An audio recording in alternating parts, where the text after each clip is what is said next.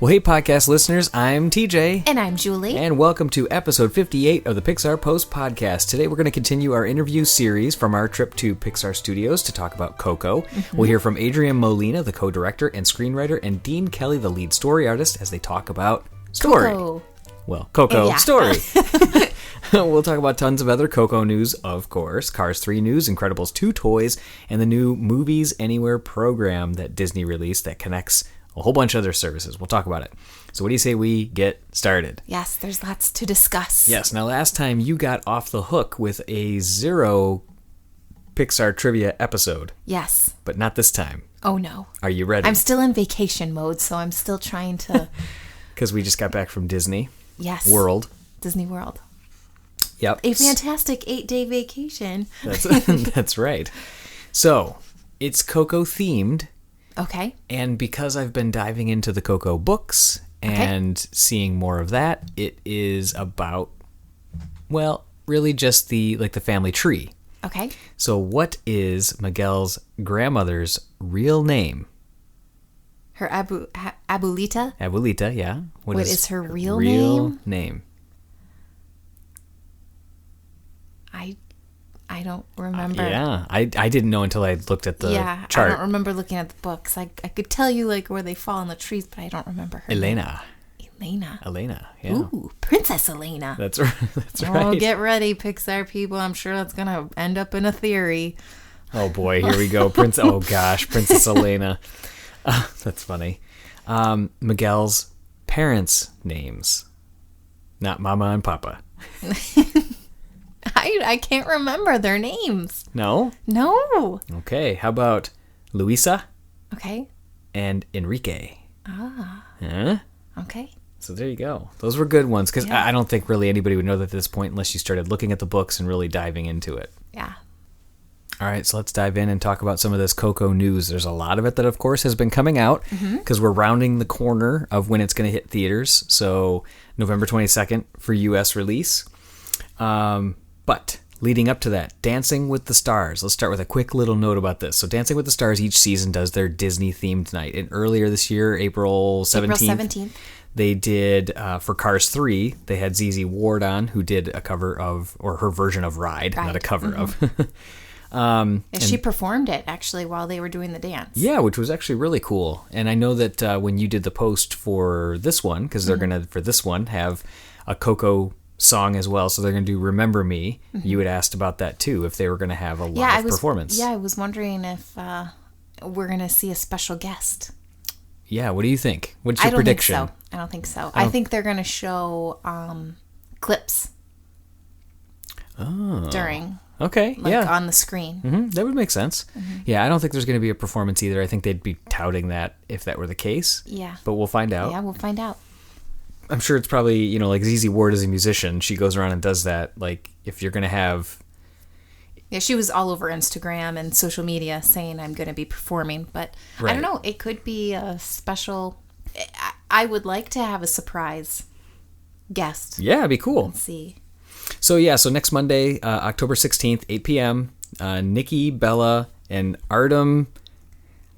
I don't know. Chigvinstiv? Yeah, I think he's one of the dancers. We'll go with Artem Chigvinstiv. Yes. We'll be dancing jazz to Remember Me. So turn on your TVs October 16th at 8 o'clock and check it out. It'd be kind of cool.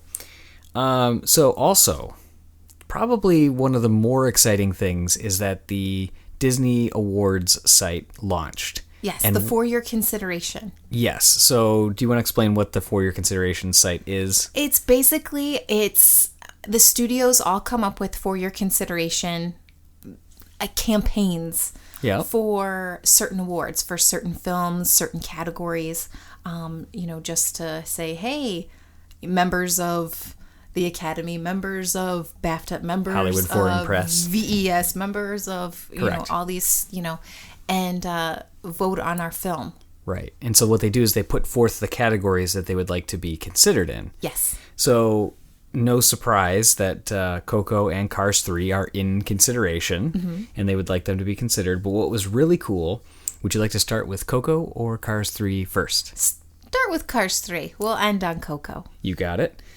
So in this particular one, I can't really name all of them. So I'll tell you, if you really want to read the full list, it's just a lot. There's a lot of individuals. A lot of individuals, a lot of categories. So if you want to read everything, what we'll do is we'll highlight a couple of them. But if you want to see the full list, of course, for any of these, like I always say, you can go to pixarpost.com, click on the podcast button, and again, look for episode 58, and there you can find the show notes. Yes. Nice. All right, so Cars 3, Best Animated Feature, produced by Kevin Rear. Best Director, Brian Fee. Best Adapted Screenplay, Best Cinematography, Best Film Editing, Best Production Design, Sound Mixing, Sound Editing, Visual Effects, Best Original Score, Best Original Song. So those are quite a few categories for Cars 3. What I thought was very interesting, though, is that movie, Best Animated Feature, makes sense to include it in that category. Likewise, Coco is included in that category.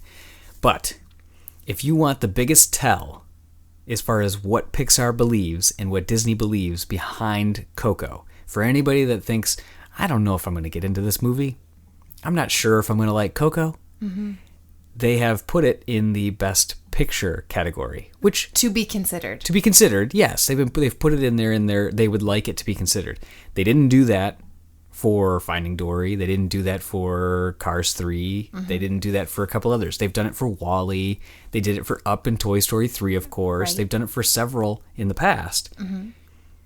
But usually when they throw it into that Best Picture category, it is a tearjerker. So, I'm telling you, this might be my favorite Pixar movie. I'm not kidding. We've talked about it a lot. I have looked at some of these books, and I'm telling you, this is going to be it. I think this is going to be I think the story is phenomenal, and I hope this wins countless awards for story, because it is magnificent. Well, it's good that we're going to talk about story today. And I know, hear that interview that's from why Adrian. I said we need to do the story. Yeah.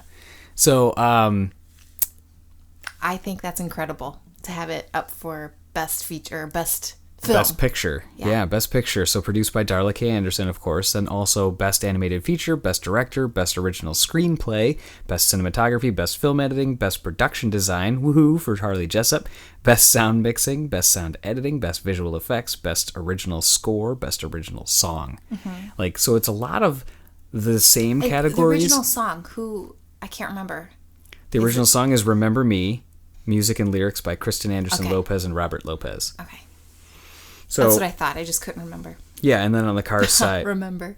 And then on the Cars side, that was Run That Race, written by Dan Auerbach. And then also they put forth Ride by ZZ Ward, Evan Bogart, and Dave Bassett. So there you go. So I thought that was really cool. And to me, that's like, without the movie coming out, without knowing anything, all that much about it, for the average, listener of either this podcast or people that are just watching the trailer, that's a pretty big tell. They believe in it that much. And so that just goes to show you that they know they've got a gem on their hands. And as we speculated, by having to put Olaf's Frozen Adventure in front of it, it is to get people in the seats and get that word-of-mouth marketing going. Because they know it's a good movie. And they need that they need to play the game in order to get people there, because it's not one of those ones that when people see it, I've been talking about it with people all over the place, they're like, yeah, it seems pretty cool. I just don't know, how my kids are gonna like it, like with the skeletons. Yeah, but you know what is kind of cool? So we have a little town. We live in like a smaller town that's like in like a suburb, and we have a like an older theater in our little downtown area, and every month they do a voting to see what movie's going to play for that month. So in November, they're already doing the votes. Is the theater going to get Coco or is it going to get Thor? Okay. I'm not even kidding you. There's like maybe 24 votes. 21 of them are Coco. There's like 3 people that have voted for Thor. Everyone else has voted for Coco. Right. Which doesn't surprise me, because it's a family-themed theater. But I was really surprised. That really surprised me in a good way. Of course. Yeah. Because those are just people like in our town. So it's just like, I was really pleasantly surprised to see that people are voting for Coco rather than Thor. Yeah, You exactly. know? Which there's nothing, but it's just like, it's still in that Marvel universe with people goes crazy for. So I thought, okay, if you see both of those, that's going to be the one that's going to play at the little theater. Right. Yeah, that's true. Yeah. So, yeah, I think from the conversations I've had with people at work, though, once you talk to them about it a little more, they're like, oh, I'll still go see it. Like, they're like, I'll still go see it, but, you know, I'm just not sure. And I think this is going to be just so good because I think it's going to take everybody by surprise and by storm, and then that's going to make it even more. I'm excited. Me too. Like, literally, I keep getting more and more excited. We're going to talk about the books that came out on October 10th because I started reading one of them, and I've been talking to you about it a little bit, and I'm already kind of obsessed with it. It's like that middle grade, like middle school novel, but it's so good. And you know what, not to kind of get off subject here, but so we have the Science Behind Pixar coming to Detroit. It's actually coming on Saturday for the first time. It's coming Saturday till like mid-March. And we're going on Saturday, opening day. I wonder, probably not, you know, because there's like so many like rendering, like so much stuff. If they're going to include any of the Coco stuff, probably not. If anything, it'll be an ad for it. I don't think it'll be included in any of the science like stuff. Like the rigging or anything but like that would be really cool if it was cool premiered at like, this one. If it was like something small just because it's so close. Yeah, probably not because it's already kind of... They had to plan it, and it was, you like know... in a box kind of thing. It's a traveling show and all that, yeah. But I thought about it. Well, like I said, I'm sure they'll have an image or something like that, but it'll be interesting. Yeah. It'll be interesting. So, a couple of the things that we wanted to talk about from a Coco standpoint. I mean, obviously, this isn't brand new news. This came out in mid-September, but just wanted to remind some folks, if they're listening to this, that starting on November 3rd, special previews for Coco will be held at the, as they said, newly rechristened Walt Disney Presents attraction, formerly One Man's Dream, at Disney's Hollywood Studios in Disney World. And Disney's California Adventure will preview that in the It's Tough to Be a Bug Theater. So Coco previews, they're going to give longer extended plays, kind of like they did for, well, they've done it for like the last, I don't even know how many movies at this point. It's a lot of them. So if you're going to be at the park starting November 3rd, start thinking about getting over to those theaters and get there for the first showing, get there early, start hearing about what those different sneak peeks are, the extended views, and then reach out to us if you head out there too. We'd love to hear your thoughts on it and see how long it was, and did they get to emotional moments? Was it chopped up into different pieces, or is it one long scene? I'll be interested to hear. So there's also going to be, and they've done this a while too, so at Hollywood Studios they're going to have that display of the production of the film, where they'll probably have some of the maquettes and some of the concept art and books and those types of things. That'll be really cool. Can't wait to see some of the footage of that. And then ongoing at Disney's California Adventure is the Plaza de la Familia that's going on right now, which if you haven't seen that, again, our great friend Paulina took a ton of amazing photos at that event, and she was kind enough to share them with us so we could use them in a post. So I won't go through the whole show notes thing again, but you know where to find them if you want to see a bunch of those photos. So that's going through November 2nd. So they're going to close that down and then go right into the previews. So pretty cool. Additionally, this week, just actually the 11th, October 11th, they announced Coco VR. Yes. So Coco virtual reality. This looks awesome. And what an amazing thing, because this Land of the Dead is so immersive. It's so expansive. And to be able to go inside of it is incredible. I think that is a marketing win. Yeah, it's going to be really cool. I mean, obviously VR is super hot. Oh, super hot right now. Right, and it's kind of funny. Silicon Valley. It makes me think... It makes me think of Oculus. Yes. He said Oculus. And Octopus. You're right. If you don't watch Silicon Valley, you just... Yeah, we're huge Pied Piper fans. So yes, the Coco VR experience was announced on October 11th at the Oculus Connect Developers Conference. It'll release on November 15th on Oculus Rift and November 22nd on Samsung Gear VR. So it's a Coco-inspired game. So I'll give some of the other stats to it here and some of the ways that you can interact with it. So it's directed by Ross Haldane Stevenson, who's been an animator with Pixar since Jerry's Game in 1997. Incredible. Which is really cool. Yeah, and produced by Academy Award winner, the producer of Mark Sondheimer, who won it for... Piper. Exactly. He's done a whole bunch of other stuff at the studio too, in the finance department and now into production. But so Coco VR... is the first for Pixar and Oculus and they worked with, of course, the VR creative and development execution team with Magnopus, which is interesting that it's Octopus, Oculus. Supervising technical director John Halstead spearheaded the technical efforts for Pixar. So they had listed some dates in the press release that came out with this. So we said, for everyone that doesn't have access to VR yet, if you don't have an Oculus or a couple $100 laying around to buy one, right, or the Samsung experience. So at Dia de los Muertos festivals in Los Angeles, New York City, Houston, Phoenix, Dallas, San Antonio, Oakland, and Chicago, beginning on October 28th, they're going to have booths set up there where you can actually test out and play this game. Very cool. Mm-hmm. Camp Flog Gnaw Music Festival in Los Angeles on October 28th and 29th. Mm-hmm. And then select Disney stores and movie theaters nationwide through November 22nd. So there has been no additional information about this. I've checked, again, the Coco VR site today, the website that they have set up for it. There's a DisneyVR.com. But it doesn't have anything listed for it yet. But as we hear more, we will definitely update you, because how cool is that? I hope there's something close to us. I know. You'd think cool. There'd be something, right? Yeah, maybe, but I think Chicago's probably going to be the closest. Disney stores and movie theaters nationwide, though. I mean, nationwide. Yeah. So I'm excited to check it out, because we've never done anything VR. No, we've never done it. Well, I mean, I did in the 90s, when they had them in the mall, when that first came out, when you could spin on that space thing. Right. When that was in the mall for a while. But again, that was 90s technology. I did a Disney Quest. Okay. Yeah, okay. And that was in the 90s when that first opened. But in a modern time. Yeah, I've not tried the modern Oculus technology. Right. Even the Google one. So that's that. So as we hear more, stay tuned. We'll definitely update everybody on it, because we're excited about it and sure hope we can find a place to check it out. So as we said before with the previews that are going to be at the parks, if you check one of those out, let us know as well.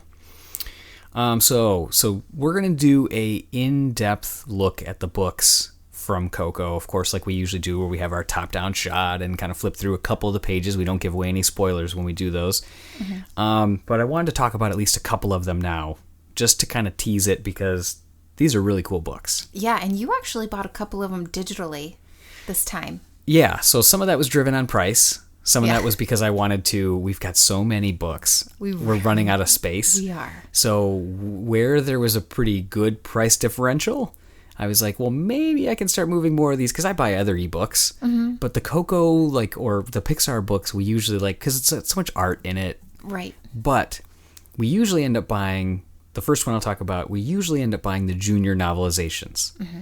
And in this instance, I was like, just because we always like to keep them for, when our son gets older, or just it's kind of cool just to see a scaled down version of the script and see how they describe it in a condensed format. Mm-hmm. But there was another version of it called Coco, a story about music, shoes, and family that caught my eye. So normally junior novelization, I can't remember the age ranges, but it was 7 to 11, 10 or something like that. Yeah. So this middle grade novel, 8 to 14. Exactly. So it's stepped up just a little bit. But with that particular book, it's actually really, really well written. And I'm surprised, I'll talk about this in the more full review too, but some of the words that they choose, Dante sidled up on Miguel or something like that. And I was sidled. I'm like, sidled. How many little younger pre-teens tweens know what sidle is. So I thought it was cool that they're not playing it down too much. They included some decent vocabulary. Whereas and you said there's quite a bit of Spanish. Yeah, they actually do have a lot of good, Spanish, where it's again, it's one of those things where it's you get it, just like they talk about in the movie, when they talk about where there is elements of Spanish that you don't have to necessarily know it to get what's going on based on the gestures that are going along with it. So it's kind of you kind of understand what they're talking about. Mm-hmm. But that's where it was actually kind of cool to have that one as an ebook, because if you didn't know it, you can just highlight it and it translates Tells you. So that's kind of cool. So I feel like I actually have gotten a little bit of a benefit from the ebook version of it there.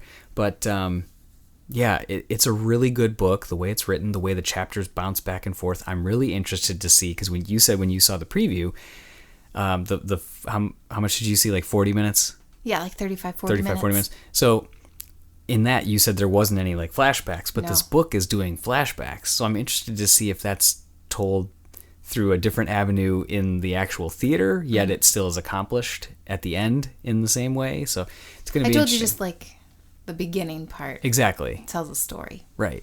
But yeah, so it's really good. If I would say it doesn't matter who you are, you could read it at any age. Mm-hmm. But as Lee Unkrich warned, you have been warned.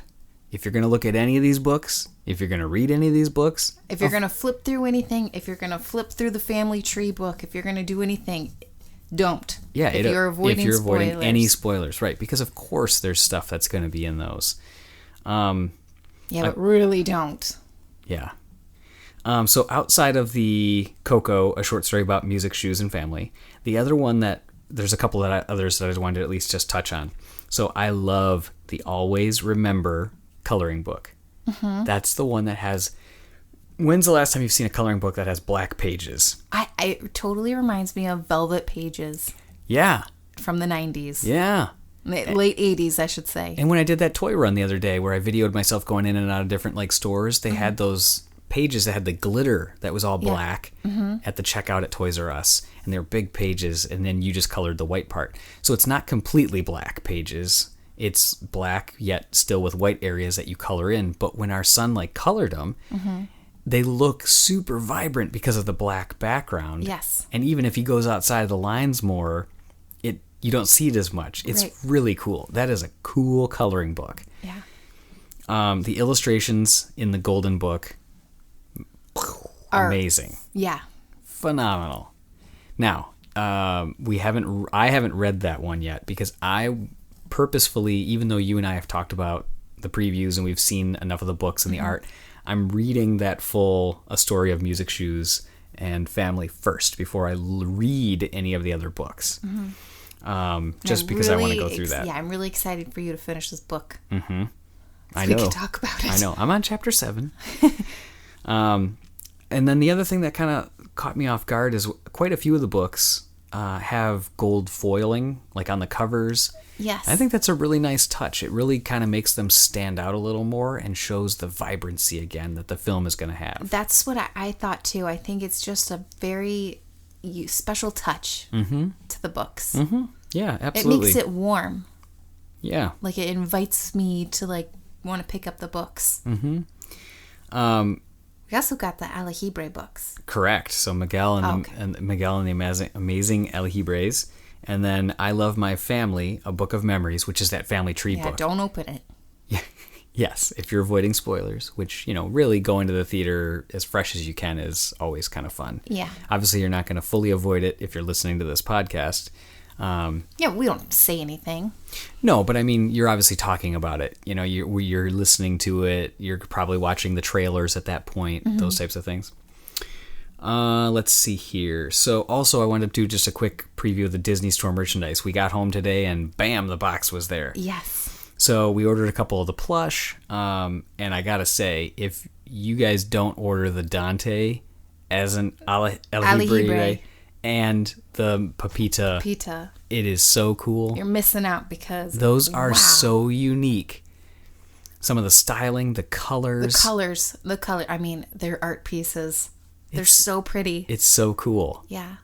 And it's funny because I prefer actually, I think, the Dante one. Over the Pepita one? Mm-hmm. Yeah, the Dante one, because he's got that goofy look. I think it's just even the way his eyes are, he's got one eye, one color. Yeah, like one's a blue. One's like pink, one's green. Oh, that's right. Yeah. Yeah, I don't know.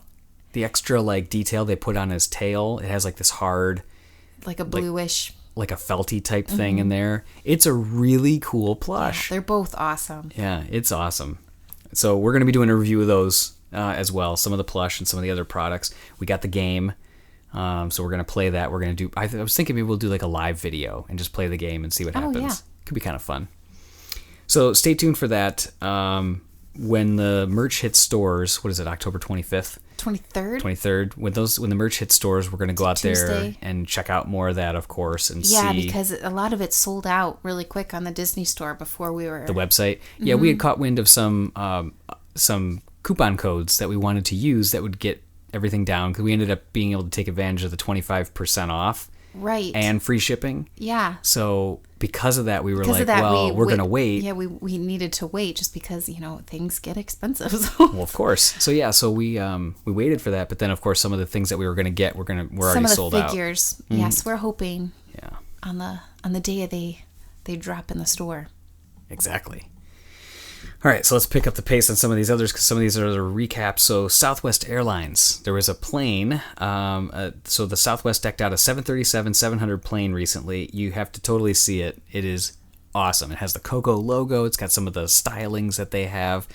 Just such a cool thing when you can see an ordinary thing in an average day turn into something special like that. Mm-hmm. Like, it's just so cool that it's not just like this average plane. I wish they would just do this all the time. I know. I wish it would stay. Oh, that's the Coco plane. Yeah, it's like art. It's art flying through the sky. Yeah. Yeah, it's really, really cool. So, if you happen to see it, if you look up and you ever see it, so customers are encouraged to spot the Coco plane and share their photos using hashtag Coco and Southwest. And Southwest is giving families an opportunity to enter for a chance to send their family on an adventure of a lifetime by entering the Southwest Family Flyaway Sweepstakes between October 1st and 25th of this year to win a round-trip air travel for 4 to LA for the premiere of Coco. Oh my gosh. On November 8th. Such a dream. Yeah. Yeah, so the premiere for Coco will be on November 8th. That's the day after your birthday. I know. It includes a 2-night stay at the Hollywood Roosevelt Hotel in Hollywood, a $1,000 Visa gift card, and travel expenses. Of course, you can see all of the other details and full rules and all that stuff at familyflyaway.com. So then there's a couple other things that are really cool. So starting on November 1st, they're actually going to have Coco on-demand channels that are in like the entertainment in the headrest. In-flight entertainment? Yeah, so they're the official term. Yes. So they're going to have featuring the complimentary movie clips and trailers to get everyone excited about the film, which is really cool. Mm-hmm. I'd love to be able to see that, like an on-demand channel there. But then later this fall, the music of Coco will come to life on board the Coco aircraft with the Live at 35, which is 35,000 feet. Where a band comes behind the curtain. Yeah. Hides in first class. Well, Southwest doesn't have first class, though. Oh, you're right. Yeah. So they have an in-flight concert performance by Anthony Gonzalez, who voices Miguel. Pretty cool. Mm-hmm. And customers will experience the sound and culture up close and in the moment as Anthony sings a song from the upcoming film accompanied by a guitarist. Like, would that not be the coolest flight ever? Yeah, that'd be cool to just watch. It's like a concert. It would be, yeah, you're literally like, that's just so unordinary. Like, to just, I'm going to go take a flight, and next thing you know, there's like a concert going on. I don't know. Count me in. I want on that flight. Yeah, me too. So that's pretty cool. So let's touch on a couple other just general news things, and then we'll get to our interview with Adrian Molina and Dean Kelly. So Cars 3, we just wanted to reiterate that the digital version, only a couple weeks away, comes out on October 24th. And then for the first time on 4K for a Pixar release is November 7th. It's going to be on physical copy. So 4K. On your birthday. On November 7th. Yeah, you're right. There we go. And then we also want to reiterate that if you want your fix and you want to rewatch the entire Thunder Hollow scene, which we know you do because that's like the best scene in the film. Oh my God, it's so good. So good. So I talked about it a bunch in my interview that I did with the effects team, the story team, a whole bunch of different people about how that scene just is so amazing. But I literally cannot stop thinking about it. It's the music. It's everything. It is everything. Like literally, I describe it the same way every time. You can feel every department had fun with it, put their passion into it. You can tell they probably had their passion with it, but then they had their struggles with it, but then it came through. It's a masterpiece. It all just came together so perfectly. Fun. Yeah. So I absolutely love it. And we can't wait for Mrs. Fritter's short. Yeah, that's going to be one of the extras on the Blu-ray, so we definitely can't wait to check that out for sure. Yeah. Some other news that's out there, though. So Incredibles 2 was recently announced that Jakks Pacific is going to be picking up the toy line. Now, if you know Jakks Pacific, they do a one of the leading toy manufacturers in the globe, basically. But they do Tsum Tsums and a whole bunch of other different lines. Yeah, the plastic Tsum Tsums.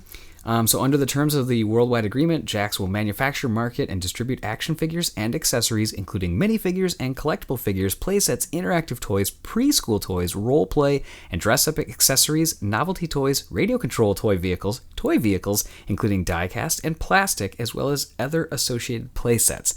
That is a lot. I am so excited for a full line of Mr., Mrs. Incredible, Dash, Violet. And they also received the Master Toy license for The Incredibles. Yeah, so, okay, what did you think about that? I kind of made it seem, I thought about it as, okay, they're going to make probably some Omni droids. They're going to do some throwback stuff. They're probably going to do like a Syndrome, just, in a play set kind of thing. That's what I took it as. That's cool. I'm all over that because, honestly, yeah, it would make sense. They might want to do something that included Syndrome for people that are like... Or maybe like one of the vehicles from it, that RV... Right. They might use something like that. Yeah, so that was originally done by Hasbro in 2004 when the first film came out, so I'm excited to see what JAKKS Pacific is going to do with it. The other thing we wanted to talk about, because we had been talking about things similar to this for a while, was the Movies Anywhere app, the new service that's out there. It used to be Disney Movies Anywhere. Correct. Now it's just Movies Anywhere. Yeah, and I can't... It's impressive how they pulled all this off. Yes, it is. So let me read some of this information here. This happened last night. Yeah, it literally launched on the 12th. At Today, midnight. We're recording this on the 12th. Yeah, what was funny, though, is the press release came out at midnight. Yeah. We started looking into it. I stayed up super late trying to get... Because I thought, well, maybe it'll be like midnight Pacific time. Yeah, so you stayed up to like 3. I wanted to see what this thing was going to be and, how it was going to... If it was going to involve anything Pixar-related, anything like that. But it's essentially Disney Movies Anywhere, but let me read the rest. So this is from the press release. With an unprecedented 5 Hollywood studios and 4 major digital retailers on board, it features films from Sony, Walt Disney, encompassing Disney, Marvel, Pixar, and Lucas, 20th Century Fox, Universal Pictures, and Warner Brothers Entertainment. And you can, any of those movies purchased or redeemed through digital retailers like Amazon Video, Google Play, iTunes, and Vudu. Movies Anywhere brings all of those platforms together into one interface. So what's really cool about this is, let's just say that you have a Apple TV on your downstairs TV, and maybe you have another TV upstairs or in a different room of your house that has a Roku on it. The Apple TV, until about a month ago, if you were a Vudu subscriber, you couldn't play any of your Vudu movies on there. They now have an interface on there. Right. But if you've happened to have bought something 5 years ago on iTunes, then you couldn't watch it on your Roku in your other TV. So you had to have all these specific devices to play all these things on. But this Movies Anywhere app is going to bring all of those together. So once you... Streamlines it. Yes, it's awesome. So once you log in and make all your connections to all these other services, if I bought something, like I said, 5 years ago on iTunes that I could only watch on the Apple TV or on my computer, now I can come upstairs and I can turn on our TV that has the Roku on it, and I can watch it on the Movies Anywhere app. Yep. That is cool. And Very it was cool. Greatly needed, because there's just... the industry is just fragmented, and it's like, well, if I buy it here, like, whereas if you have a physical copy, if I buy that at Best Buy... putting physical copies in is so maddening now. It's frustrating, yes. It is. I mean, I like putting physical copies in to watch the bonus features and stuff like that, but... Right. Man. Well, I don't want to do it anymore, but what I was getting at, I definitely don't. I'm the one that convinced you. We talked about this on the last episode, wasn't it? Or 2 episodes ago? Something. But where I was going with it is, like, if you buy it at like Best Buy or, online, Amazon, and have the physical disc shipped to you, you can put it in any player in your house, or if you have a player elsewhere, you could take it to somebody else's house, all that kind of stuff. Right. So the fact that it like streamlines it and brings all these disparate services together now is really cool. And I couldn't be happier, because we use iTunes and Vudu, and that's now great. It's together. That's great. So to give you a little bit of it's had some issues. So until 1 p.m. today, they weren't able to get the Vudu connection going. They had a FAQ on their website about it. And then even at that point, I wasn't able to get it working. And I got home today and I did Amazon. Well, Amazon, I still couldn't get to work and I still can't even now. Okay. But I got Google Play, iTunes, and Vudu all connected. Okay. And then what's cool though is if you do that right now, if you connect at least 2 services, you get like a couple films for free. So you get Ghostbusters, the 2016 release that was more recent. You get Ice Age, you get Big Hero 6, you get Jason Bourne, and then you get the Lego Movie. And yeah. That's cool. That's awesome. Yeah. Did you say Big Hero 6? I did. Okay.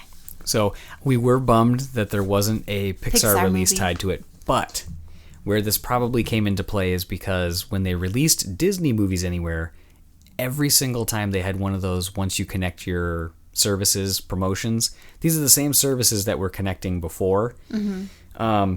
It's just now for all the studios, so you got to re-authenticate everything. And if you've already done it through Disney Movies Anywhere, there's an easy button that you just click, merge my Disney Movies Anywhere library. But for every one of the Disney Movie Anywhere promotions, it was a Pixar movie. It was Monsters Incorporated, it was Incredibles. Yeah. So every single time it was a Pixar movie. So I guess I kind of get it. Yeah. But I was disappointed. I wanted it to be a Pixar one. Then we would have a bigger excuse to talk about it. Well, it was and write cool a that Big post. Hero 6 was included, though.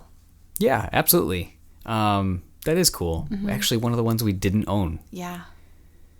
So cool to add it to the library. Mm-hmm. Just for connecting a service which we already had connected under Disney Movies Anywhere. So do it before the promotion ends. I don't know exactly when it ends, but there's only one flaw that I found so far, which is the same as it was with Disney Movies Anywhere.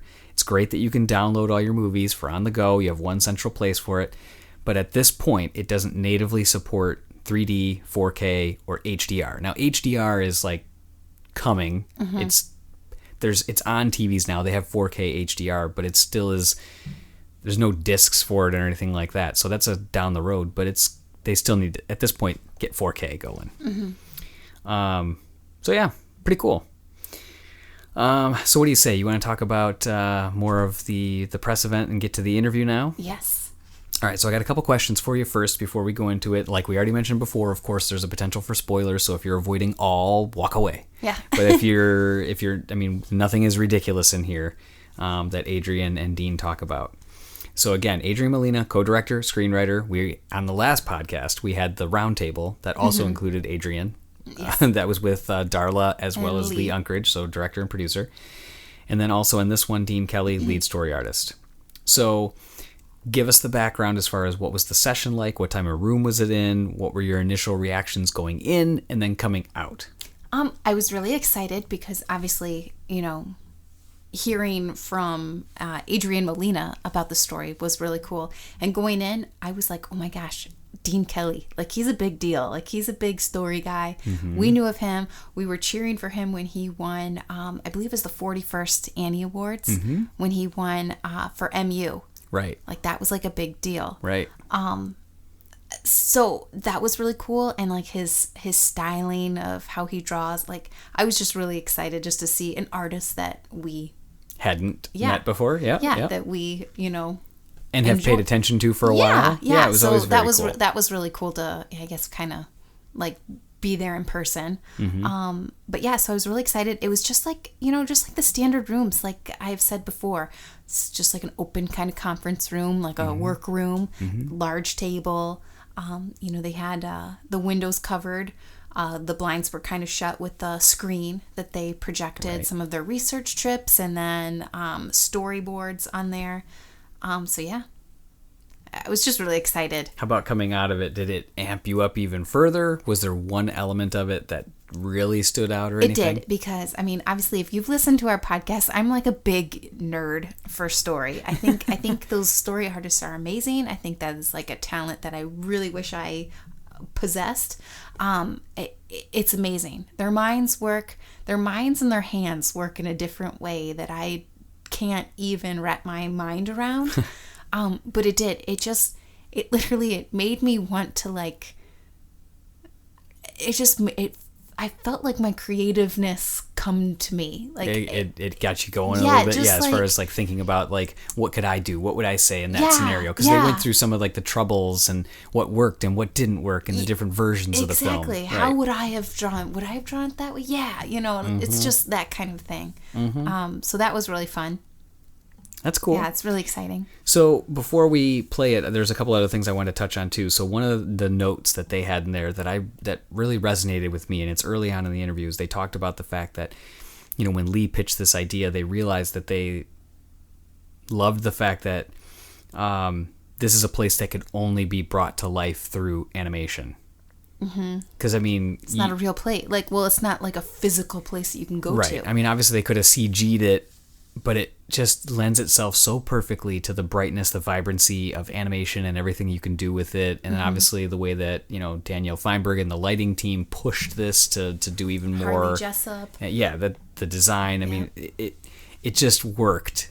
So I really like the way that they said that. You could tell it was a true passion comment. So I also love that they walk through and educate a little bit on the history of the tradition to help people know and see more about the heritage of it. When they're describing that whole part, I wrote down, I was really taken with how wonderful it seems. And I said, it sounds funny that I don't use that word wonderful a ton, but that's when I was listening to it, I was like, wow, that just is wonderful. I didn't even know a better way to say it. And it sounds corny to say it because I don't use that word a lot, but that's just, it really was like, it hit me and I'm like, wow. So yeah, that's a good way of putting it, actually, now that I'm thinking back to it. Yeah, love it. It was like a couple months ago now, but yeah. So, and also, it was also awesome to hear some of the earlier pitch ideas that Lee had that were maybe a little too dark, and they kind of had to back them off a little bit. So, really cool. So, you want to listen to it? I do. All right. So, just be aware that about 3.5 minutes in, somebody has a cell phone, and I don't know if you remember this, that must have been right next to you or on the table, and you can hear it like vibrating, and it absolutely, when I was listening to it, both times I listened to this interview and I was editing it and then making sure that the edits went through, it didn't scare me. I was like looking for my phone. Oh. Because it's like, it's so in the background. So when about 3.5 minutes in, you'll hear that. Just ignore it. It's not really a phone. Even though I'm telling you now, some of you will still probably go, what? And then go, oh, and then maybe laugh. So it caught me twice. So anyways, let's go ahead and listen, and then we'll give a couple comments on the backside. Hello, everybody. Thank you for being here this morning. We are going to talk to you a little bit about the story of Coco. Here at Pixar, story is always the most difficult and most important part of That's because we're in story, so we say it's so we're a little biased. Yeah, it's so hard. That's the best. But truly, it's a challenge on every single film I've worked on. It's been a challenge on this film, but it's also, when you figure it out, super rewarding and totally worth it when you get there. So I'm Adrian Molina. I'm the co-director and the screenwriter for Coco. And I'm Dean Kelly, lead story artist on Coco. And Adrian and I are here to take you guys on a little behind-the-scenes peek at what it took to craft the story of Coco. So at the very beginning, all you've got is a blank page, and all you've got to change that around is to be inspired by something and find your inspiration. So we always get that question: where's the inspiration behind Coco? What is that? So we look back, in the fall of 2011, Lee Unkrich and story supervisor Jason Katz came up with this rough idea for a film that was set in Mexico, surrounded by Dia de Muertos, or also known as Dia de los Muertos, as the foundation behind the story. And it followed a young boy who got trapped in the land of the dead and needing his family's help to get him back home. But early on, it held a promise. It showed that from that early pitch, it showed a promise of exploring a world of ancestors and memories, and a place that only could really be brought to life through animation. And they really kind of emphasized exploring universal themes like family and that question of what it means to be part of a family. So these elements have always been a key, element to the story that we want to tell, but it's been, over the course of all these years, it's been a long journey. It's been hard with twists and turns and trying to come up with story, to take that small nugget of an idea and turn it into a fully functioning story. And like all our stories here at Pixar, that journey begins, with research. Mm-hmm. So we had visions of creating this fantastical world, this wonderful place, these wonderful characters, but we knew that before we did that, we needed to be grounded in the real world. And so when it came to research, that meant for us traveling to Mexico for the Day of the Dead in order to experience the culture and the celebration firsthand. And here's a little bit of what we came away with. Some of you may be familiar, some of you may not be familiar, but Dia de Muertos is a heritage tradition that takes place primarily in Mexico. And its roots go back to Mexico's pre-colonial indigenous history. And what it is part of the celebration, it's that the souls of your loved ones are welcomed back to the land of the living to reunite with their families. But far from being a somber occasion, it's actually more of this grand family reunion. It's a time to celebrate and be joyful, and it's also just a rich and beautiful tradition. And the customs associated with the tradition each have a unique purpose and a unique meaning. And we really wanted to be aware of these meanings so that we could really incorporate them in the story of Miguel's journey. So I'm just going to go over a few of the customs to help illustrate how they helped create the world and the story. And first and foremost is the ofrenda. And you saw a little bit about the ofrenda in the clips from the film. But what it is, it's an altar that's set up and decorated to greet the spirits as they return for Dia de Muertos. And ofrenda in Spanish means offering, and as such, you leave offerings of food and drink and things that your loved ones enjoyed in life to greet them and nourish them once they've come home. And it's a key part of the tradition of Dia de Muertos, and it keeps ever present this idea that your ancestors are watching over you and that they're connected to you. One element on the ofrenda are these photos, and these photos are part of a practice of active remembrance. And another benefit of having these photos on display in this place where the family comes together is that you begin to share stories and memories about your loved ones. And sometimes they're sentimental, sometimes they're funny, sometimes they're a little tongue-in-cheek. Stuff you wouldn't say if they were still alive. Yeah, but stories that are shared. It creates, this space of shared stories and active memory. The marigold paths. These paths you see in courtyards leading to the ofrenda. You see them in the cemetery leading to graves, and they are made of these petals called cempasúchil, these marigold petals, whose distinctive smell is said to guide the spirits back, and is a beautiful symbol of the connection of generations. And you would see, we went down there, Sergeant. Like they would. A lot of these family members would create these great sculptural. Yes, beautiful designs on the, not just like a cross or something that was very religious or anything, but it was just these beautiful time-consuming elegant sculptural flower arrangements on the that you're how many petals did it take to do that? But again, it's that beauty and care that exactly. The cemetery vigil, like Dean was saying.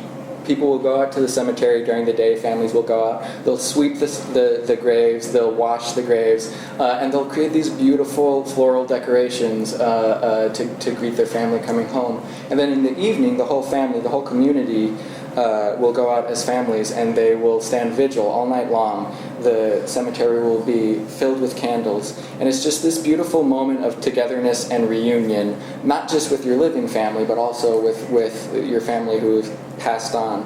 And it was so important for us to put the time into this research phase because we knew we didn't just want Coco to be a film that took place on the Day of the Dead, but we wanted it to be a film that could only take place on the Day of the Dead, that the traditions were built into the story at a fundamental level. So, like we said earlier, our story is about universal themes of family and legacy, and what if you feel like you relate to the people you're related to. And we wanted to use those traditions to create a story that spoke to these universal ideas. And like Adrian said, so we wanted to pull from these great traditions and try to embed them in the story that felt organic and use them as these kind of jumping off points that allowed us to kind of frame the story around. And early in the film we knew that Miguel would have this dream that his family disapproved of, and we knew that was the conflict that was going to drive the story forward. That was going to be the engine. If you have good conflict, good drama, that's going to kind of keep moving this forward. And people love drama, And we wanted to put that pressure on that relationship with Miguel and his family, and really force Miguel to figure out what he wanted and how he was going to get it. So one story point in the film is where Miguel is going to go to play in the talent show to pursue his dreams, and we want to use the ofrenda as this great setting, this room that we went down to Mexico and we saw, and we're like, oh, this is so beautiful, and it was like so much tradition, and have this kid kind of being involved, like, I want to kind of do something that my family doesn't want me to do, but then I'm forced with this wall of just tradition and family and ancestry. So we were like, this is a great place to really kind of fuel that conflict. And we have Miguel become literally trapped between the ofrenda, kind of this symbol of his family's past and this whole legacy that he's meant to live up to. Yeah, with like his, on the other side with his parents and his abuelita, with the promise of his future.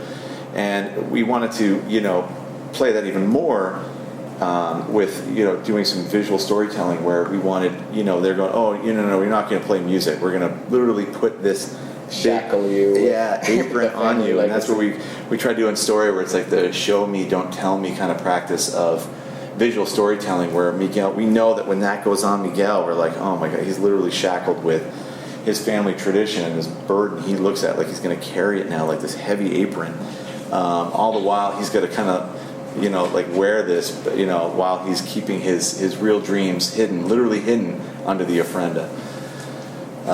And like Adrian said too, like with the same way that the ofrenda acts as this setting symbol and reason that Miguel feels trapped, it also becomes a setting symbol and reason for his freedom.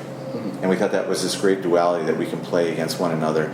And it's here, his place where the memories are recalled and the stories are told, that he uncovers the most life-changing discovery up to this point, which is his connection to Ernesto de la Cruz. And so photos became like such a great kind of visual tool, again, that we look for and we're like, oh, this is so, you don't have to explain a lot, you can just show, like, it's a great tool story-wise to kind of introduce characters without kind of really doing a lot of character just talking. We can just show, like, we understand what a photograph is. So we want to use that as like another great kind of storytelling tool that allows us to explain the rules of the world, to really set up what the stakes are and understand. So when someone's actively remembered and their photos placed on the ofrenda, that is their kind of ticket to go back to the land of the living on Dia de Muertos. And people that aren't actively remembered and don't have a photo in the ofrenda can't. So again, we look for places to kind of really milk that drama and that conflict. So when Miguel meets Mami Melda for the first time, she's mad, she's pissed that her photo's not on the ofrenda, and now that kind of creates some stakes to go, well, if it's not on there, now I got to send Miguel back home.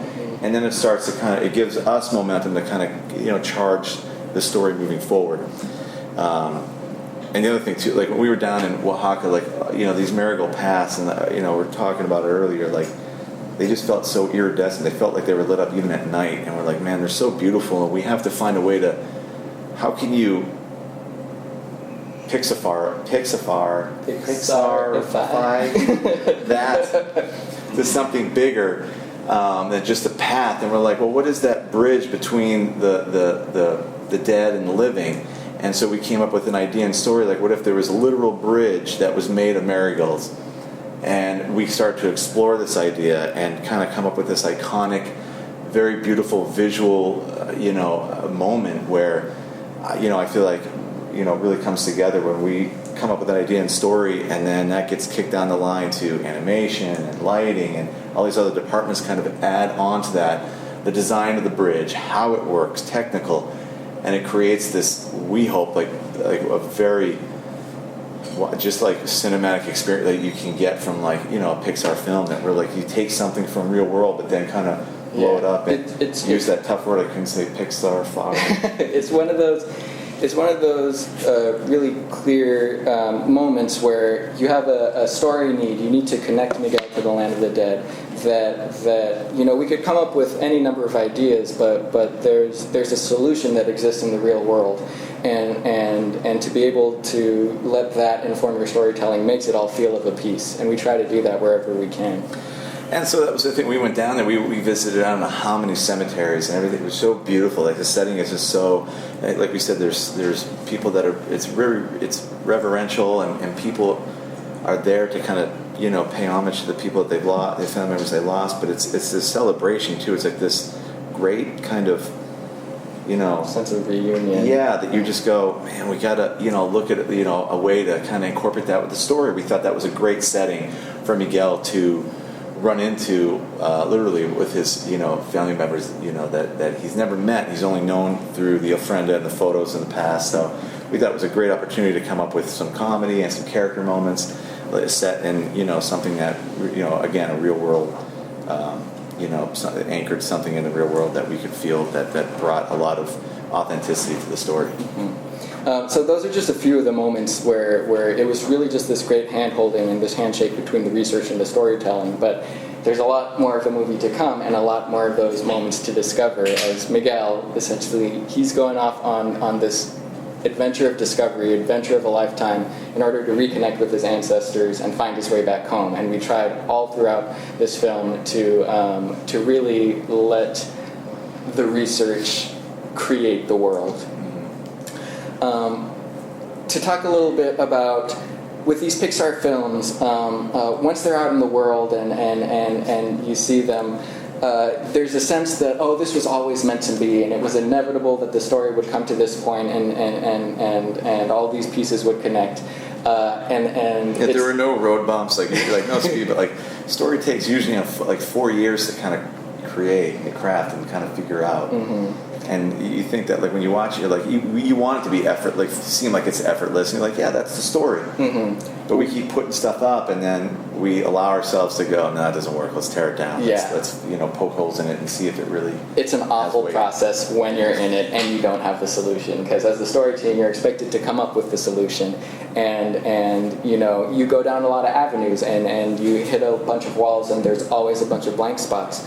And that's the process, and we've done this enough times that we're used to that process, and it's a little less scary, even though it's still terrifying. But I just wanted to, in order to illustrate on this film, one of these problems that we ran into and the long journey it took to solve it, I wanted to talk about a problem that you have on every movie, which is showing what the character wants. Especially a new character that no one's ever seen. It's not like, it's Woody, and people kind of understand that was tough, so we kind of take, people know who Woody is, and what can we do with Woody that's different that we haven't seen? But Miguel, people you guys, who's Miguel? We don't know, and that was what we were tasked with. There were a few things that were really easy to agree on early on in the process. With Miguel, we always knew that he would be motivated by this deep passion to play music. And because at Pixar we are all artists, we innately understand the idea of feeling your art passionately and being fueled by that desire to create art.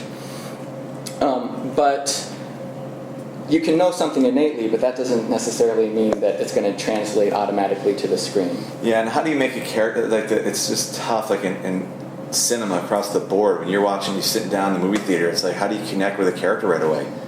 How do you do that? And then how do you make the audience, if you're not connected with a character, you can watch 3 hours or something and go, I don't care what they do. I mean, we all watch films, we understand what that is, and if you're not emotionally invested with a character, there's not much that you're going to do with, plot-wise that's going to connect you to the story. So that was our biggest challenge was how do you show that? How do you illustrate cinematically a passion within a character? How do you do that? And we knew for Miguel in particular, we needed to motivate him to do some pretty crazy stuff. He needed to run away from his family. He needed to break into a tomb. He needed to risk his life going into the land. And you got to be on board with that. That's with all these characters. Yeah, that's something you have to earn, and you have to earn that by showing how deeply he needs to pursue his dream. Essentially, we needed to believe that music is the air that Miguel breathed. So our first impulse in achieving this was to have Miguel say it. And so that's what we did. In our first screening, we had Miguel say stuff like, music is in my bones, and I need to play music, and music is the only thing that matters to me. And that's not a bad impulse. I mean, it's clear, but no one just goes around being like, oh man, you're some kid, I want to be a baseball player, but when you're playing baseball, you're not going like, I want to be a baseball player. You guys watching this? Ready? I'm going to be a baseball. That's in my blood. I love it. It just seems, it's not real. It's not people don't just say that. They can if you're just talking, but it's just, there's truths in life when you're watching, films and stories. You want something that feels real, not kind of this fabricated, like, hey, so that was our first stab. We tried to make it clear, and then the result was that it was clear. People got it, but they didn't feel it, and that's not what we wanted. So our next step was to have Miguel sing about wanting to be a musician. And we're like, that's good. So it's the next step. So he wants to be a musician. He's not saying it, but he's singing it. Mm-hmm. But it's a musical way to express this idea. It was still on that, it was still on that kind of, it felt he was saying it, but he was singing it. And it kind of went to, like the musical territory where it felt like it was like that iconic I Want song, in a musical. And that works in musicals, but that wasn't what we want, it just it felt... It broke with the tone of what the film was. I think in isolation the scene worked, you got it, but as a whole, when you put these sequences together to kind of string a narrative along, it just didn't fit. Again, not the right decision, but what was really nice about trying this option was that it gave us a few more tools in our toolbox, because we created this space for this scene where Miguel could go off and be alone and be unsaddled by the pressures of family. And we're like, if he's going to sing, he's not going to do it in front of the family. So like, if he's got this like hidey hole, this place where he can go and do it, and we're like, okay, so let's explore that space. And then we started to go like, how would that 12-year-old kid decorate his room? And like, he would surround himself with, images of his idol. And what was great about exploring this is where before we had Miguel saying what he wanted, all of a sudden these images were telling us a lot about Miguel without him having to say anything. And opening up that way of thinking started to give us something that felt more natural about describing the desires of someone who's Miguel's age, who probably can't vocalize exactly what he feels, but we can witness it. And one of the other things about this setup that was really interesting to us was the fact that it was clear in all of this De La Cruz memorabilia he was surrounding himself with, this sense that he was really longing for a connection to someone who wasn't in his life. He's a musician, and he's looking for someone he can connect to over that, and it's not coming from his family, but you can sense in this environment that he's longing for that connection, and he's longing for partnership. And Dean, upon doing this exploration, these are all Dean's drawings, upon doing this exploration, came up with a really kind of great revelation, which is that we already have established the language for what you do when you want to have a connection to someone who can't be in that room and someone who's passed away. And that language is the language of the ofrenda. So we took all of these elements and then all of a sudden we're using the language of the holiday and the language of the film in order to express Miguel's how much Miguel wants this and how much his heart aches for this connection. He was doing he was being a dutiful son. He understood like the rules of the holiday. There's an ofrenda. He was just kind of naively using it in a misguided way, where he was kind of just setting it up for his hero. But to use that iconography that we set up kind of helped us kind of lock things into place a little bit more, where we can show here's where Miguel is in the first act and where he needs to go, for the rest of the film. So in an image like this, the character of Ernesto de la Cruz and the environment that Miguel has created already says so much. He doesn't need to say anything at this point. And one other detail is that Dean had done another drawing of the ofrenda where we're thinking of what are things that you would find in an attic that people had discarded, and how would you use those in order to create a resourceful kid, and you're like, I'm just going to take something and use this as Dean had done a drawing where one of these stands holding up this ofrenda was an old TV set, and that brought to me a memory of when I was growing up and I had this little VHS TV set. I was in high school and I was really interested in animation, and at the time, there weren't the resources on the internet that there are now, where you could just go and type in, how do you do animation, and who are animators, and that kind of stuff. The only place where I knew I had seen anything about animation was the Disney Channel would rerun old episodes of The Wonderful World of Color. And every so often you would see a little kind of documentary clip where they're talking about how they're making the movie they're making, like, Cinderella and Sleeping Beauty and 101 Dalmatians. And I know I had seen it, I didn't know when those episodes would come up. And the other problem was they only played them at 4 a.m. So there was like this like 3-month span where I'd wake up every morning at 4 a.m. I'd put the VHS into... Today's the day. I'd put the VHS and I'd hit record, crossing my fingers that one of these clips would show up.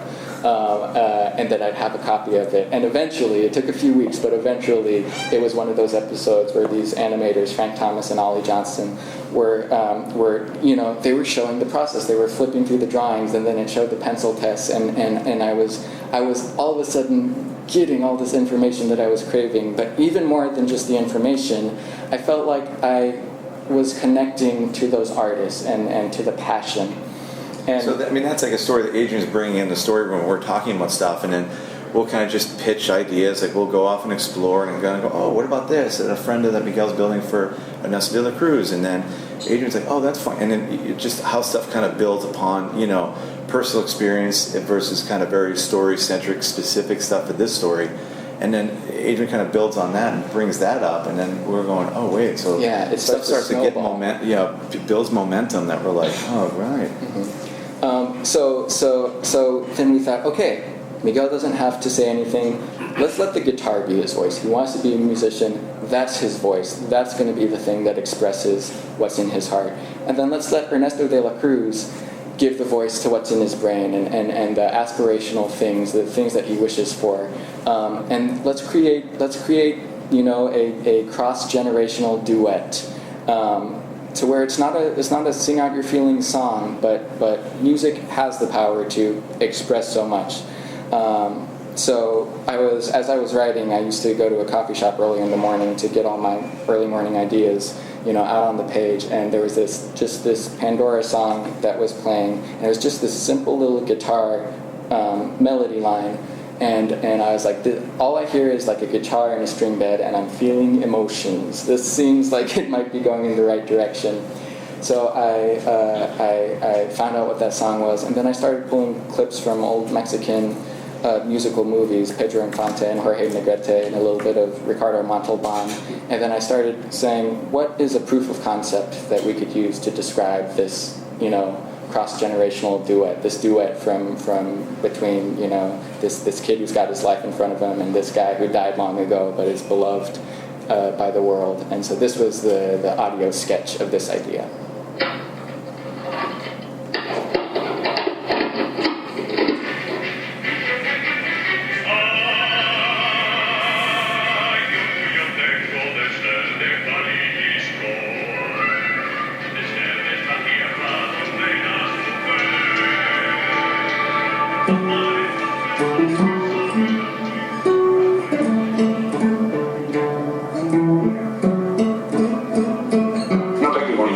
For bullfighting, just as many prefer music. I've written here a love letter and set it to music. When I sing at commercial, all of my people. All day long, only one thought has been running around my head.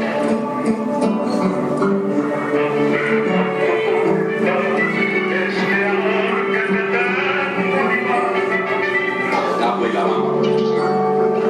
Because I held you in my arms one lovely night.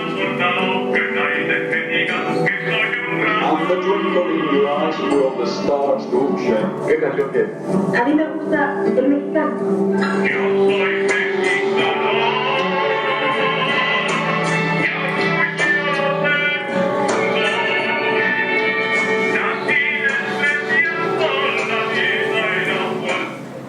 So this all of a sudden became something where in the room we're all talking about the same thing, and we all agree, like, oh yeah, that feels like the type of moment. Just to set that, like, no one asked Adrian to do this. This was like, he goes to the coffee shop, writes, whatever he does.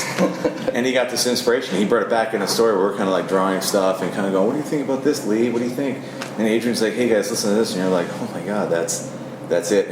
It kind of opened up this, like this kind of, I don't know, breath of fresh air where we knew what we wanted, but when Adrian put this in, it was like, that's it. We all, in the room, all agreed, like, that's what the scene needs to be. And that kind of set the tone for the scene. And that, like, that's when you hope, like, people take it upon themselves, like, you kind of just wait for, like, assignments or do something. But Adrian was so moved by coming up with I know I felt this way. I know what Miguel feels like as an artist, and coming up with something that we all were like, that's it. And it wasn't. It was just like, you just got that feeling, and that's what you want. Yeah. So that's a really nice moment when you feel like you're on track for something. So we used those pieces. We started writing the song snippets. We started writing the dialogue and started boarding this scene so that we could test this idea out. So Perfecto. this is a storyboarded first pass, and also a good example of what the film looks like in storyboards. Like where the camera is, where the character is, the compositions, kind of acting. This is like what our reels usually look like. It kind of gets a sense to like kind of pitch like a proof of concept to the director to go, wait, this is what the scene could look like. I have to sing. I have to play. The music, it's not just in me. It is me. When life gets me down, I play my guitar. The rest of the world may follow the rules, but I must follow my heart. You know that feeling? Like there's a song in the air and it's playing just for you. A feeling so close, you would reach out and touch it. I never knew I could want something so much, but it's true. You must have faith, sister. Padre, he will never listen. Then I must make him listen. Only a song has the power to change a heart. Never underestimate the power of music.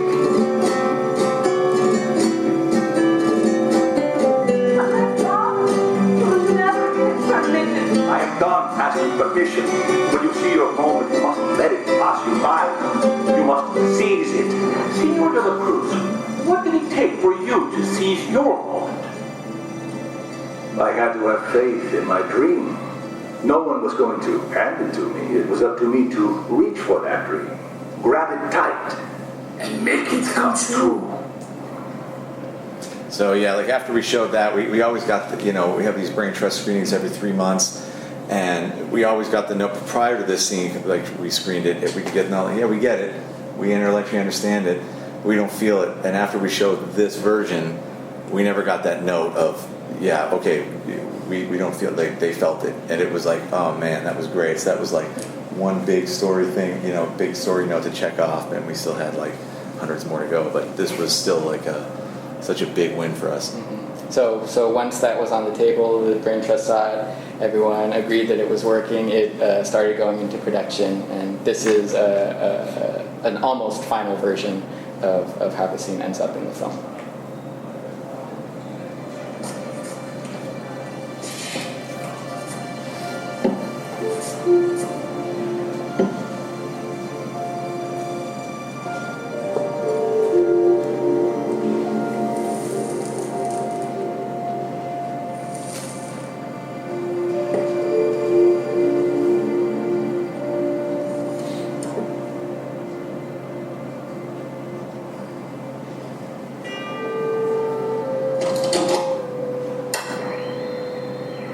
I have to sing. I have to play. The music, it's not just in me. It is me. When life gets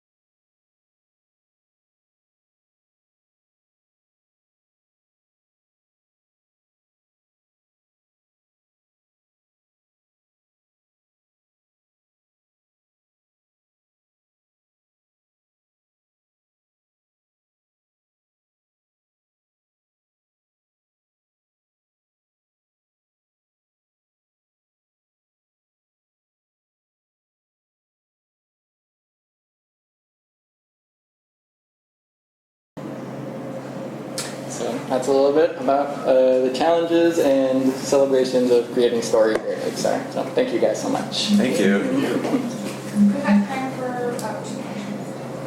Wondering, when a movie is based on like a fairy tale or a legend, often the filmmakers will take some creative license with that original story. Mm-hmm. But when a movie is inspired by like a real cultural thing, that might, taking liberties might have some other pressures that you're thinking about. Was that a concern or a pressure that you felt, and if so, how did you kind of handle that? That was a concern. We really wanted to, we knew from a very early stage that working in Mexican culture and with a particular celebration like Dia de Muertos, there's a responsibility to know everything we could know about it, be respectful of it, and maintain the meaning and the traditions. And with that, there are certain times where the struggles of story want you to go one way, and then the reality of culture sometimes allows for that, and sometimes it doesn't. And it was always something that we wanted to have deep conversations about, so that we knew when we needed to bend the rules a little, whether it was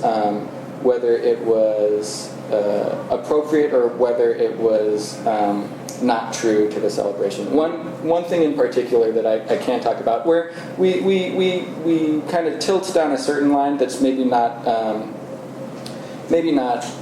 completely believed everywhere, but we create this rule where you have to have a photo on an ofrenda to be able to come back and visit. And in the celebration, there is a lot of emphasis of putting that photo up and having that person displayed, because this is the place that they're going to come back to. There's not necessarily the idea that has to be a photo. It could be an element that person owned that represents them. So that's something where, for the clarity of storytelling, we decided it's probably okay to make this rule for the film, because it leans enough in the realm of what's actually practiced. But for a completely literal understanding, in the real world, you can put up things that the people loved in life, or as long as there's the practice of active remembrance, there's still a belief that that person comes and visits. I have one question about what did you guys learn about when it came to using, or maybe focusing, or not maybe too focusing on the death aspect? I know, even the logo, I remember the first version of the logo was skulls and crossbones, and then you switched it to music. But was there any versions of the story that said, hey, that's too much?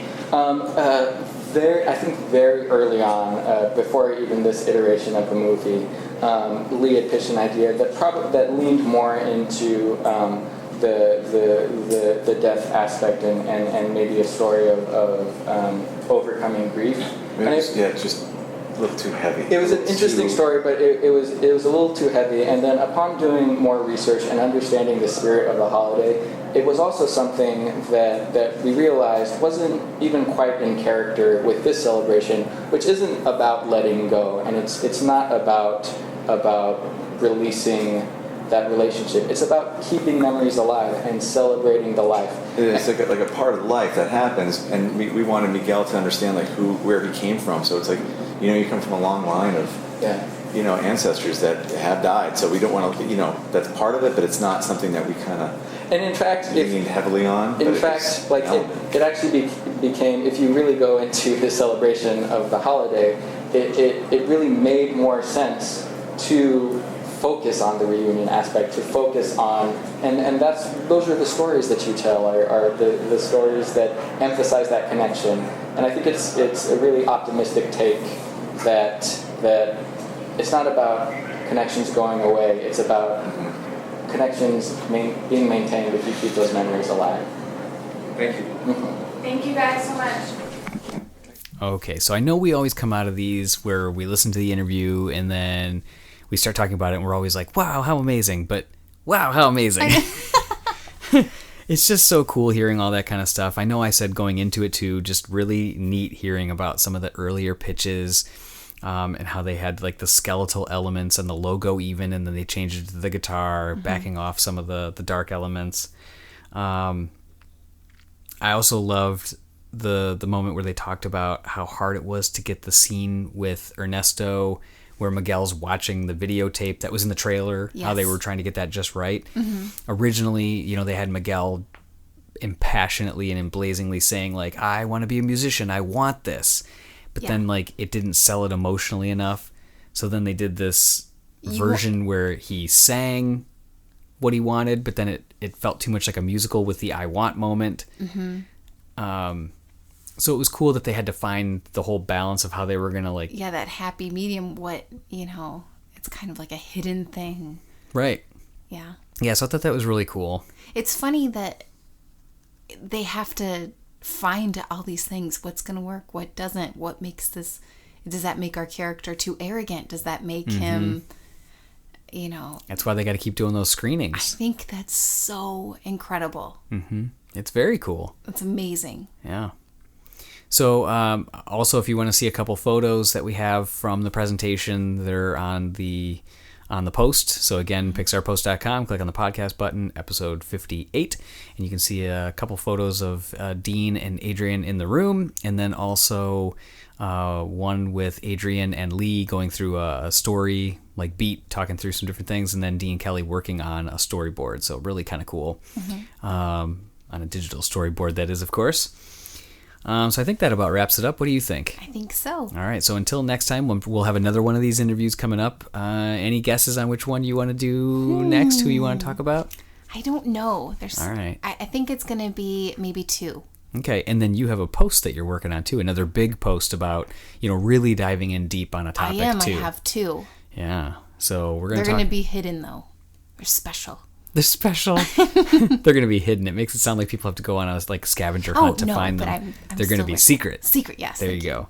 All right, so I think that about wraps up the show. So, of course, as usual, be sure to follow us on all of our social media channels, Twitter, Facebook, Instagram, YouTube, Pinterest, or subscribe to our podcast on iTunes, Overcast, or wherever you listen to your podcasts. Lastly, if you like today's show, let us know. Rate us on iTunes. I mean that. Rate us on iTunes, please. Leave a comment on our site and or send us an email at info@pixarpost.com. We love it. Yes, absolutely. Well, signing off as usual, I'm TJ. And I'm Julie. And be sure to stay tuned to pixarpost.com all week for the latest Pixar news. Bye-bye.